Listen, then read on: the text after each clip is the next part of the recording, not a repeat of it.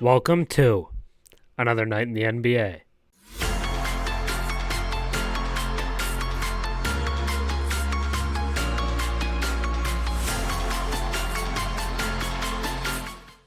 This is your 10-minute recap of the last night of NBA hoops. A night with 12 games of NBA action, very busy schedule on the night for NBA, and this is a lot more than you'd normally see, but tomorrow, on Sunday, there are no games for whatever reason. It is very strange.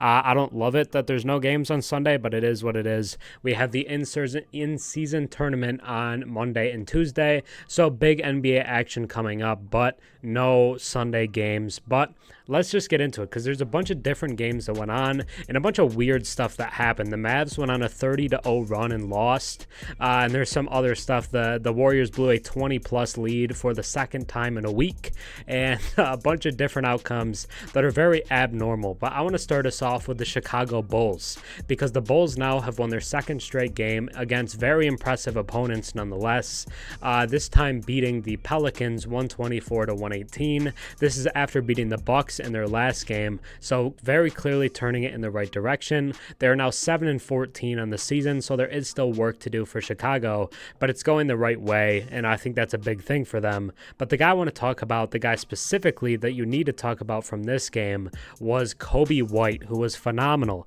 He looked like a star in this game, which is exactly what you need, because you know who the Bulls have, you know who their three guys are. It's LaVine, DeRozan, and Vucevic. LaVine didn't play in this game, but they won regardless, which makes it even more impressive, I would say, that they pull off this win. No LaVine. But the big key for the Bulls to win this season, everybody kind of knows it because you know those three guys. The big thing is the two young guys who've been in the starting lineup all year. It's Coby White and it's Patrick Williams, because if those guys can take the next step, it makes your team a completely different one and much more dangerous on any given night. And if Coby White can do this consistently, it's going to be huge. Sorry for no highlights, by the way, guys. The NBA has gotten very restrictive on highlights this season.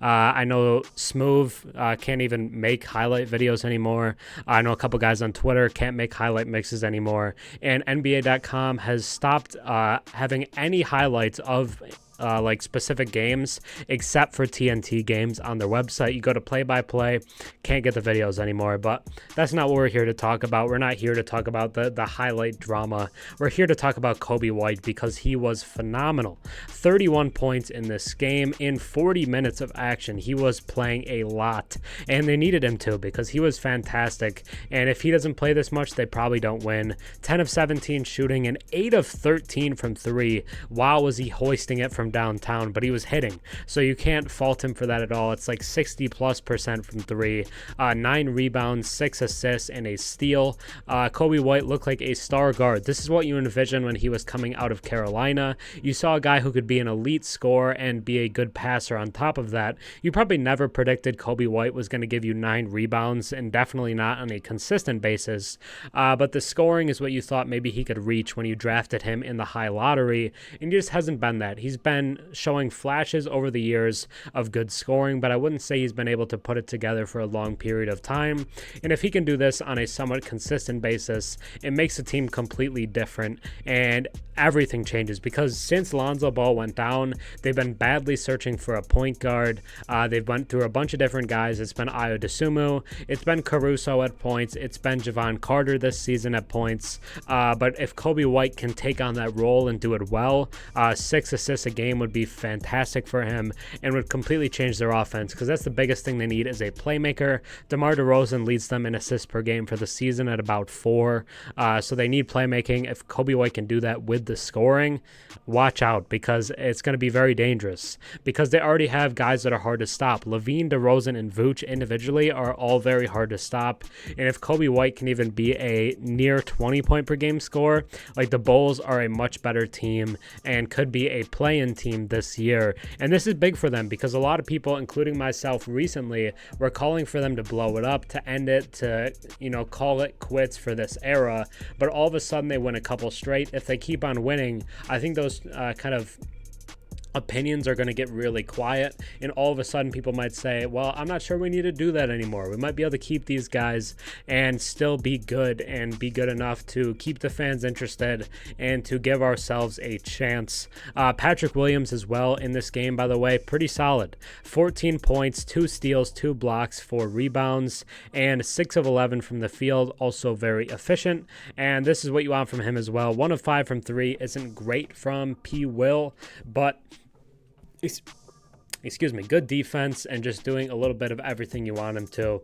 I think this was a good Patrick Williams game. It was a great Coby White game. They also get 24 points and 10 assists from DeMar DeRozan. Probably his best playmaking game of the season, and he looked very good as well. And they get 15 from a pair of guys off the bench from Torrey Craig and Ayo Dosunmu. And all of a sudden, the Bulls look like they're back. The Bulls are, making havoc. They're beating good teams, and they look like a competent basketball team again. They're not yelling at each other. They're having a good time, which is what you need. Alex Caruso continues to hit some of the most clutch shots in the league this season. We saw that in their win over the Bucks. He was great down the stretch of that game. In Chicago, might be a little better than we thought, and Coby White looks like they're unleashing him as a star guard. If Zach LaVine ends up missing any sort of extended time, I think it could be great for showcasing what Coby White could be, and maybe it's the opposite of the Lauri situation. They gave up on Lauri too early, and he became an all-star. Maybe they hold on to Coby White and can unleash that part of him themselves. But now let's shoot around the NBA, look at different outcomes, and try to get an idea of what happened on this night of NBA basketball. So, in other action from around the NBA, we did have 11 other games on the night and a bunch of wild stuff going down, but let's just start off with the Lakers game because I'm a Lakers guy. We'll talk about them first, and then we'll get into the rest because the Lakers take down the Rockets 107-97 in an impressive win for them. The Rockets have been solid this season. They beat them handily in their first matchup against each other, but they get 27 points, 14 rebounds, and 5 blocks from Anthony Davis, and take this win to move to 12-9 on the season. Then, like I was referencing earlier, Warriors-Clippers. First game of the day started at about 4 o'clock. Clippers 113 to Warriors 112. The Warriors blow a 22-point lead in this game and is their second 22-plus point blown lead in the past week. They blew a 24-point lead to the Kings just a few days ago, and now they do it again to the Clippers, and the Warriors are going out sad. I thought about making that the main topic for the video, but I didn't want to be quite that negative, so we'll just touch on them shortly. Steph Curry and nobody else is what's going on with Golden State right now. Paul George, 25 points, 6 rebounds, 6 assists, and the game winner. The Timberwolves beat the Hornets 123-117 without Anthony Edwards or Jaden McDaniels. So this was a big man show with Rudy Gobert and Karl Anthony Towns, and they win regardless. 26 points, 12 rebounds, and 3 blocks for Rudy Gobert, and the Timberwolves move to 15-4 on the season, continue to remain the number 1 seed in the Western Conference. The Magic have one of their first slip-ups in a while. Their, I believe it's a 9-game winning streak, comes to an end, and they lose to the Brooklyn Nets 101-129. Mikal Bridges puts up 26 points in the first quarter, and from that point on, it was basically over. The Nets had won it in the first quarter thanks to a Mikal explosion, and finishes with 42 points and 3 blocks, and the Nets move to 10-9 on the season. The Cavs beat the Pistons 110-101 and move to 11-9 on the year, but this was an ugly, awful win for the Cavs. They didn't look good in this game. The Pistons, for many points in it, look like the better team, and when you look like the worst team in a game where you're playing the Pistons, who are on a 16-game losing streak coming in, that's a bad sign, and the Cavs have been very up and down, and it continues to be up and down, although they do get the victory, 19-11 from Jared Allen. The Pistons get 23 points, 11 assists, and 8 rebounds from Cade Cunningham, but lose their 17th straight game. We're getting really ugly in Detroit. The Pacers beat the Heat 144-129 without Tyrese Halliburton, and what I would say is one of the most surprising wins of the day. 20 points and 11 assists for TJ McConnell, and it was a group effort in taking down Miami, a team they just lost to, and they weren't going to let it happen again. Obi Toppin also very good in that game. The Bucks beat the Hawks 132-121, and they moved to 14-6 on the year. I think they're tied with the Magic now for the 2 seed in the Eastern Conference. Both teams have 6 losses at least. But 32 points, 11 rebounds, and 10 assists for Giannis, who is dominant in this game. The Hawks can't stop him. And the Hawks continue to not look quite the same without Jalen Johnson, who had been their 3rd best player this season.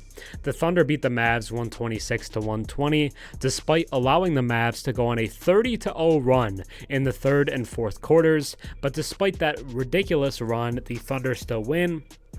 And it's crazy. A lot of their guys kind of underplayed, but Luka Doncic had one of the best games of his entire career. 36 points, 18 assists, and 15 rebounds for Luka, and led the team on a 30-0 run. But despite that, they just couldn't finish it and lose to the Thunder. The Suns take down the Grizzlies 116-109, as they should, with Booker and Durant both playing. 34 points, 10 rebounds, and 7 assists for Book in the victory. And the Grizzlies get 37 and 9 from Jaren Jackson Jr. and probably the best offensive game of his season so far. The Jazz take down the Blazers 118-113 without Lauri Markkanen and Jordan Clarkson. A group affair again for Utah, who continues to do this and get surprising wins without their best couple players. 25 from Colin Sexton, Talen Horton-Tucker also good. I believe they got 26 and 6 from Keontae George as well, who was solid, a very good rookie for Utah already, and Malcolm Brogdon 25 points in the loss. The Kings take down the Nuggets 123-117, and what I would say was an upset. I thought the Nuggets would win it, but couldn't come out on top. 36 points, 13 rebounds, and 14 assists for Nikola Jokic, and the Kings get 26 points and 16 assists from De'Aaron Fox in the victory. They move to 11-7 on the season now, but as I always want to do, let's move into the last segment of the night, which is the top 5 players according to the Real Sports app. I want to do this on any given night just to showcase who the best players were and kind of shout out who played really well and who, impressed on any given night of NBA hoops. And let's just start off with number 1, because that is Luka Doncic with 36 points. Sorry, you already know that. I already said it. 36 points, 18 assists, and 15 rebounds. Nikola Jokic at 2 with 36, 13, and 14. Mikal Bridges comes in at 3 with 42 points, 5 rebounds, and 3 assists. Giannis at number 4 with 32 points, 11 rebounds, and 10 assists. And then De'Aaron Fox rounds out the top 5 with 26 points, 16 assists, and 4 rebounds. But that'll do it for this night in the NBA. Another night in the NBA. Thanks for watching. Think about subscribing. I'm on the road to 12,000 subscribers, so if you enjoy the daily recaps, think about sticking around and watching some more of them. But that'll do it for me, so I hope you enjoyed. Thanks for watching. I'm Herm. Have a good one.